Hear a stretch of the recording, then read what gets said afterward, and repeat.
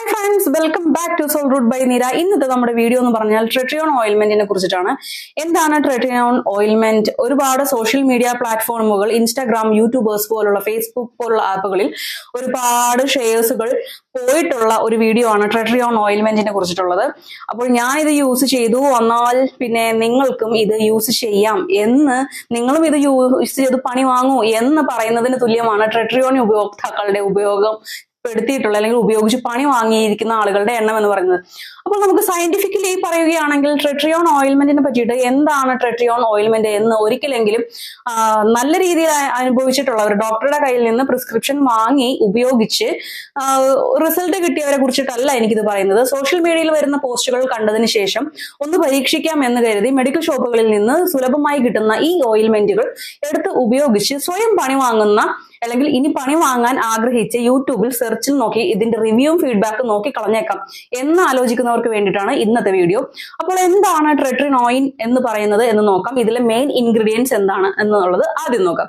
Okay, ട്രെട്രിനോയിൻ main ആയിട്ട് അടങ്ങിയിരിക്കുന്നത്, this is the derivative form of vitamin A that is simply called retinoic acid. Emollient base, അതൊരു cream ഫോമിലാവാം, gel ഫോമിലാവാം, ഏതെങ്കിലും ഒരു ബേസ് ഫോം ആണ്. അത് ഓരോ ബ്രാൻഡിനനുസരിച്ചിട്ട് ഇതിലടങ്ങിയിരിക്കുന്ന ഇൻഗ്രീഡിയൻസിന്റെ ക്വാളിറ്റിയിലും ക്വാണ്ടിറ്റിയിലും റേഷ്യോയിലും എല്ലാം വ്യത്യാസം വന്നേക്കാം. അപ്പോൾ ഇതിൽ ബേസ് ഫോം ആയിട്ട് വന്നിരിക്കുന്നത് എന്താണെന്നുള്ളത്, ഒരു നോർമൽ റെറ്റിനോൾ പ്രോഡക്റ്റിൽ എന്തൊക്കെ ഉണ്ടാവും എന്നുള്ളതാണ് നോക്കുന്നത്. ഒന്ന്, നേരത്തെ പറഞ്ഞ പോലെ റെറ്റിനോയിക് ആസിഡ്. രണ്ട്, ഈ പറഞ്ഞ പോലെയുള്ള ബേസ്. സ്റ്റെറിക് ആസിഡ് ഇതിൽ സ്റ്റെബിലൈസറായും, ഗ്ലിസറിൻ ഇതിൽ മോയിസ്ചറൈസറായും ഇവർ ആഡ് ചെയ്യുന്നു. ബ്യൂട്ടിലേറ്റഡ് ഹൈഡ്രോക്സിറ്റുലിൻ BHT എന്ന ഓമന പേരിൽ അറിയപ്പെടുന്ന പ്രിസർവേറ്റീവ്. ഈസോപ്രോപ്പിൽ മെറിസ്റ്റേൽ സ്മൂത്ത് പേസ്റ്റ് ആയും അല്ലെങ്കിൽ ഒരു സ്റ്റെബിലൈസറായും ഇതിൽ ആഡ് ചെയ്യപ്പെടുന്നു. സ്റ്റെറിൽ ആൽക്കഹോൾ ഇതിൽ തിക്കനാറായും പിന്നെ പ്യൂരിഫൈഡ് വാട്ടറുമാണ് ഇതിൽ മെയിൻ കണ്ടന്റ് എന്ന് പറയുന്നത്.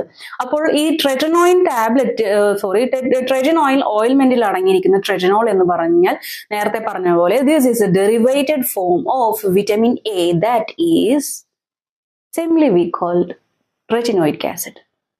ഇത് ഡെർമറ്റോളജിസ്റ്റുകൾ തങ്ങളുടെ മുന്നിൽ വരുന്ന പേഷ്യന്റുകൾക്ക് മുഖക്കുരു, മുഖത്തെ ചുളിവുകൾ, അല്ലെങ്കിൽ സ്കിൻ ഡാർക്കനിങ്, അല്ലെങ്കിൽ പുതിയ സെൽസ് റീജനറേറ്റ് ആവാനൊക്കെയാണ് ഇത് കൊടുക്കുന്നത്.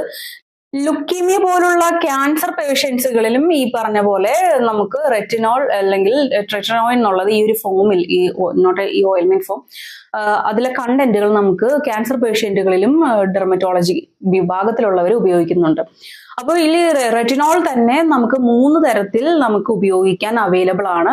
അത് 3 തരത്തിലും ഉപയോഗിക്കുന്നതിന്റെ വീര്യവും വ്യത്യസ്തമാണ്. നോർമലി കണ്ടുവരുന്ന, അതായത് OTC ക്രീമുകളിൽ കണ്ടുവരുന്ന റെറ്റിനോൾ എന്ന് പറഞ്ഞാൽ വീര്യം കുറഞ്ഞവയാണ്. സാധാരണ എല്ലാ കോസ്മെറ്റിക്സിലും നമുക്ക് സൗന്ദര്യവർദ്ധക വസ്തുക്കൾ എന്ന രീതിയിൽ സുലഭമായി കിട്ടുന്ന ഒട്ടുമിക്ക പ്രൊഡക്ട്സുകളിലും നമുക്ക് ഈ റെറ്റിനോൾ ഫോം നമുക്ക് കാണാൻ സാധിക്കും. ഇതിൽ റെറ്റിനോൾ ഡിഹൈഡ് എന്ന് പറയുന്ന ഫോം സ്ട്രോങ്ങറും റെറ്റിനോയിക് ആസിഡ് എന്ന് പറഞ്ഞാൽ സ്ട്രോങ്ങസ്റ്റ് വേർഷനുമാണ് കാണപ്പെടുന്നത്. അപ്പോൾ ഈ ട്രെട്രിയോൺ എന്ന് പറയുന്ന ഓയിൽമെന്റിൽ നേരത്തെ പറഞ്ഞ പോലെ പ്രധാന ഘടകം റെറ്റിനോയിക് ആസിഡ് ആണെന്ന് പറഞ്ഞല്ലോ, അതും സ്ട്രോങ്ങസ്റ്റ് ഫോമിലാണ് ഇതിൽ ആഡ് ചെയ്തിരിക്കുന്നത്. അപ്പോൾ ഇത് ഉപയോഗിക്കുമ്പോൾ ഉണ്ടാവുന്ന സൈഡ് എഫക്ട് എന്ന് പറഞ്ഞു കഴിഞ്ഞാൽ, സ്കിൻ അലർജി ഉള്ള ഒരാൾക്കാണെങ്കിൽ മുഖക്കുരു കൂടുതലാവുക, ബ്ലിസ്റ്റേഴ്സ് വരിക, മുഖം പെട്ടെന്ന് ചുമന്ന് തൊടുക്കുക, നീര് വയ്ക്കുക, അല്ലെങ്കിൽ സ്കിന്ന് ബേൺ ചെയ്തിട്ട് പീലാവുക, അതായത് കരിഞ്ഞുണങ്ങിയ പോലെ തൊലി ഇളകി വരിക, ഒരുപാട് ഡ്രൈ ആയിട്ട് സ്കിൻ ഇരിക്കുന്ന പോലെയുള്ള ഒരു പ്രത്യേക രീതിയിലുള്ള ഒരു സ്കിൻ ഫോം, ആയിരിക്കും നമുക്ക് ഫീൽ ചെയ്യാം. അത് ചൊറിച്ചിലുണ്ടാവാം, ബേണിംഗ് സെൻസേഷൻ ഉണ്ടാവാം. ഇത് പ്രൈവറ്റ് പാർട്സിൽ ഒന്നും അറിയാതെ അപ്ലൈ ചെയ്യുന്ന സ്ത്രീകളും ഉണ്ടാവാം. അവരുടെ അവസ്ഥ ഞാൻ പറയാതെ തന്നെ എന്തുകൊണ്ട് മുഖത്തെ സ്കിന്നിനെക്കാട്ടിലും എത്രത്തോളം സോഫ്റ്റും തിന്നും ആയിരിക്കും ഇന്റിമേറ്റ് ഏരിയാസിലുള്ള സ്കിൻ എന്ന് ആലോചിക്കണം. അപ്പൊ അങ്ങനെയുള്ളവർക്ക് ഇതിന്റെ അവസ്ഥ ഞാൻ പറയാതെ തന്നെ നിങ്ങൾക്ക് എല്ലാവർക്കും മനസ്സിലാവും. അപ്പൊ അതുകൊണ്ട് തന്നെ ട്രെട്രിനോയിൻ ഓയിൽമെന്റ് എന്ന് പറഞ്ഞാൽ നമ്മുടെ എല്ലാ മാർക്കറ്റുകളിലും, മെഡിക്കൽ ഷോപ്പുകളിലും, ഓൺലൈനിൽ എല്ലാ മേഖലകളിലും നമുക്കിത് അവൈലബിൾ ആണ്. പക്ഷേ ഇത് ഡെർമറ്റോളജിക്കലി പ്രിസ്ക്രൈബ്ഡ് ചെയ്തെങ്കിൽ മാത്രമേ നിങ്ങൾ ഇത് ഉപയോഗിക്കാൻ പാടുള്ളൂ.